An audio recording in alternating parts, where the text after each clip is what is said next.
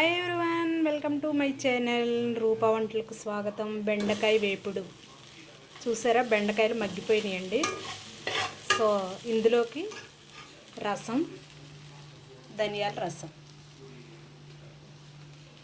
So ఈ బెండకాయలు ఏంటంటే తీసుకొచ్చిన రోజే వండకూడదండి, జిగురుగా ఉంటాయి కాబట్టి 2 రోజులు వాడిపోయిన తర్వాత వండుకుంటే బాగుంటుంది.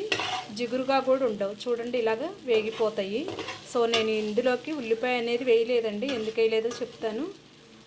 ఇవి జిగురుగా ఉంటాయి కదా, ఉల్లిపాయ వేస్తే టేస్ట్ అంత బాగుండదండి. సో ఉల్లిపాయ వేయకోకుండా ఇలాగ మగ్గిన తర్వాత ఉప్పు కారం సరిపడినంత వేసుకొని ఇలాగ వెల్లుల్లిపాయలు వేసుకుంటే బాగుంటుంది. సో ఇందులోకి పకోడీ అయినా వేసుకోవచ్చు, లేకపోతే పల్లీలు వేపేసి పల్లీలు వేసుకోవచ్చు. బెండకాయ పల్లి లేకపోతే బెండకాయ పకోడీ చేసుకోవచ్చు అండి, చాలా బాగుంటుంది. నేనైతే పల్లీలు వేద్దాం అనుకుంటున్నా. వేపేసి కూర అంతా అయిపోయిన తర్వాత పక్కన పెట్టేసి పల్లీలు వేపుకొని పొట్టు తీసేసి కలుపుకోవాలి, బాగుంటుంది. సో మగ్గిపోయింది కదా, నేను ఉప్పు వేసాను కానీ కారం అనేది వేయలేదు, వేస్తాను. సో ఇలాగ మగ్గనిచ్చుకోవాలి, బాగుంటుంది బెండకాయ వేపుడు.